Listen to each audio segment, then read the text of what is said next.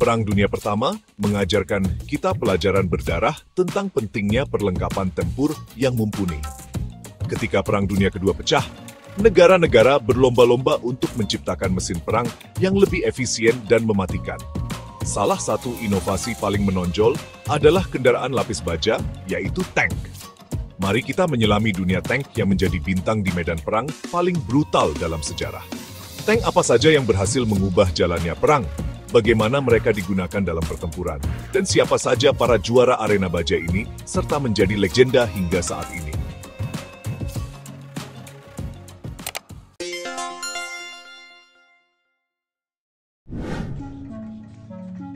Panzer III dan Panzer IV merupakan tulang punggung kekuatan lapis baja Jerman pada awal perang.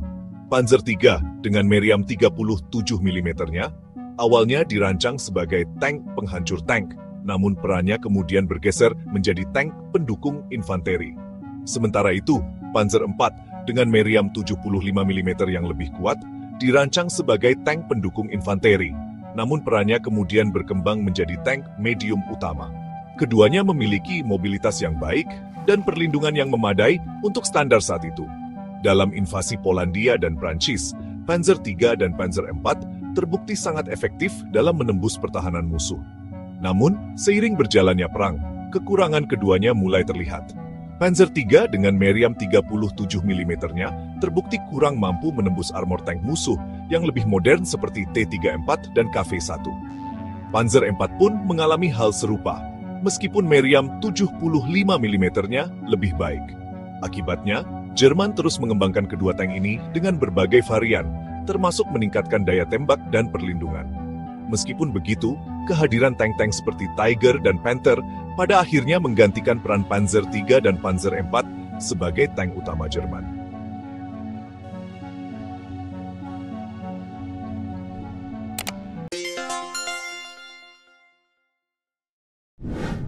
T-34 adalah tank medium buatan Uni Soviet yang menjadi tulang punggung kekuatan lapis bajanya selama Perang Dunia Kedua. Dikenal karena desainnya yang inovatif, T-34 memiliki kemiringan armor yang efektif memantulkan peluru, meriam 76 mm yang kuat, dan mobilitas yang baik. Produksi massalnya yang cepat memungkinkan Uni Soviet untuk mengganti kerugian yang besar dalam pertempuran. T-34 menjadi kejutan besar bagi pasukan Jerman saat invasi ke Uni Soviet, karena armornya yang tebal dan meriamnya yang akurat mampu menembus pertahanan Jerman. Meskipun desainnya sederhana, T-34 terbukti sangat efektif di medan perang dan menjadi salah satu tank paling berpengaruh dalam sejarah. Keunggulan tank ini terletak pada kombinasi antara perlindungan, daya tembak, dan mobilitas yang seimbang, serta kemampuannya untuk diproduksi dalam jumlah besar. Walaupun mengalami beberapa kekurangan seperti sistem suspensi yang rentan dan kekurangan amunisi, T-34 tetap menjadi simbol kekuatan militer Uni Soviet dan memberikan kontribusi besar dalam kemenangan sekutu.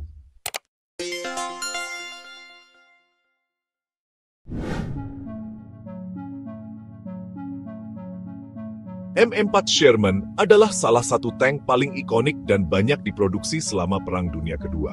Dikenal karena keandalannya, produksi massalnya yang efisien, dan kemampuannya beradaptasi dengan berbagai medan perang, Sherman menjadi tulang punggung kekuatan lapis baja Amerika Serikat dan Sekutu. Dengan meriam utama 75 mm, armor yang cukup memadai, dan mobilitas yang baik, Sherman mampu memberikan dukungan api langsung kepada infanteri, serta terlibat dalam pertempuran tank melawan musuh.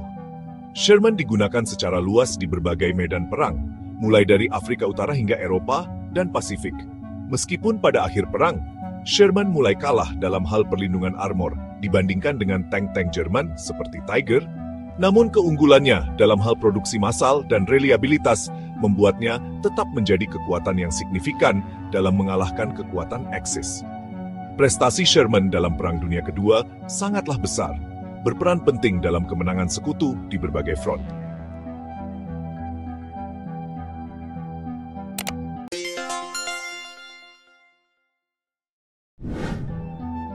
Tank KV-1 dan KV-2 merupakan dua ikon kekuatan lapis baja Uni Soviet pada Perang Dunia Kedua. Dikenal dengan armor yang sangat tebal untuk masanya, KV-1 dan KV-2 menjadi mimpi buruk bagi Wehrmacht atau nama angkatan bersenjata Jerman Nazi era Perang Dunia Kedua. KV-1 dengan meriam 76,2 mm-nya memberikan daya tembak yang cukup untuk menghancurkan tank-tank Jerman pada awal perang. Sementara itu, KV-2 yang lebih langka dilengkapi dengan meriam 152 mm yang dahsyat, mampu menghancurkan benteng dan struktur pertahanan lainnya. Kedua tank ini menjadi simbol ketahanan dan kekuatan Soviet, terutama pada awal invasi Jerman ke Uni Soviet. Meskipun produksi KV-1 lebih masif dan menjadi tulang punggung kekuatan lapis baja Soviet, KV-2 dengan meriam raksasanya sering digunakan untuk misi khusus, seperti menghancurkan bunker atau memberikan dukungan artileri langsung. Meskipun lambat dan kurang lincah dibandingkan tank-tank medium seperti T-34, KV-1 dan KV-2 berhasil mengubah persepsi Jerman tentang kekuatan lapis baja Soviet dan memberikan dorongan moral yang besar bagi pasukan merah.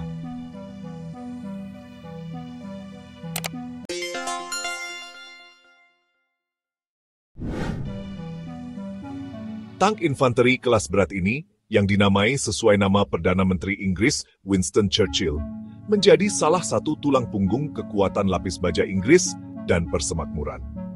Dikenal dengan lapisan bajanya yang tebal, Churchill dirancang untuk menembus pertahanan Jerman yang kuat, terutama dalam Perang Parit. Meskipun kecepatannya terbatas dan desain awalnya memiliki beberapa kekurangan, Churchill terbukti sangat efektif dalam memberikan dukungan langsung kepada infanteri di medan perang yang sulit. Dengan berbagai varian yang terus dikembangkan, Churchill memainkan peran penting dalam pertempuran-pertempuran besar seperti di Afrika Utara dan Eropa Barat, termasuk dalam Operasi D-Day. Keandalan dan kemampuannya untuk bertahan dalam kondisi yang ekstrem menjadikan Churchill sebagai simbol ketahanan dan kekuatan militer Inggris selama Perang Dunia Kedua.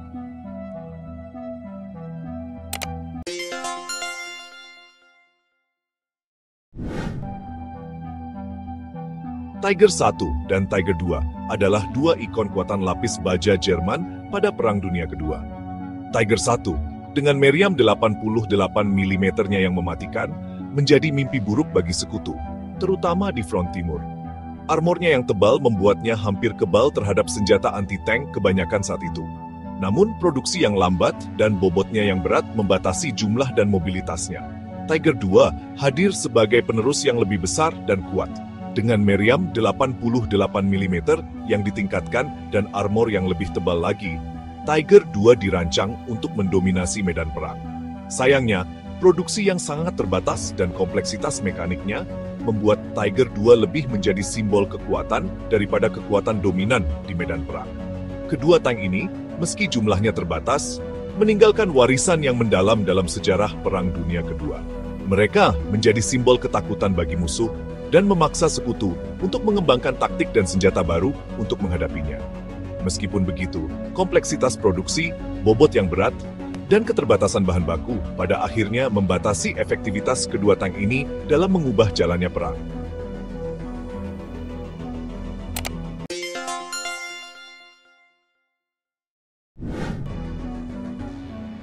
Jack Panzer IV adalah kendaraan lapis baja penghancur tank atau tank destroyer yang menjadi salah satu tulang punggung kekuatan anti-tank Jerman pada Perang Dunia Kedua. Dibangun di atas sasis Panzer IV yang sudah terbukti, Jack Panzer IV menawarkan kombinasi mematikan antara daya tembak yang kuat dan perlindungan yang baik. Senjata utamanya adalah meriam 75 mm, PA-40 atau PA-42, yang mampu menembus armor tebal tank-tank sekutu seperti M4 Sherman. Dengan profil yang rendah dan armor frontal yang miring, Jack Panzer IV sulit untuk dihancurkan. Kendaraan ini banyak digunakan di berbagai medan perang, mulai dari front timur hingga front barat. Fleksibilitas dan kemampuannya yang adaptif membuatnya menjadi salah satu tank destroyer paling sukses dalam sejarah. Meskipun tidak secepat tank medium, Jack Panzer IV tetap menjadi ancaman serius bagi pasukan sekutu dan memberikan kontribusi signifikan dalam pertempuran anti-tank.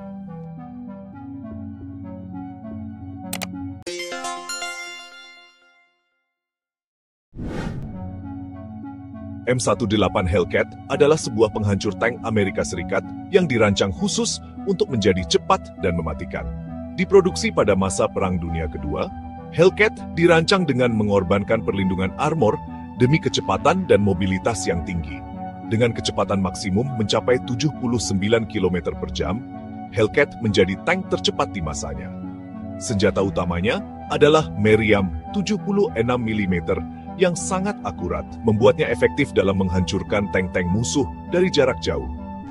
Hellcat banyak digunakan di medan perang Eropa dan Pasifik, terkenal dengan taktik tembak dan lari yang memanfaatkan kecepatannya. Meskipun armornya tipis, Hellcat terbukti menjadi salah satu penghancur tank paling efektif dalam Perang Dunia Kedua, memberikan kontribusi besar bagi kemenangan sekutu. Kecepatan, mobilitas, dan daya tembaknya yang tinggi membuat Hellcat menjadi mimpi buruk bagi pasukan musuh.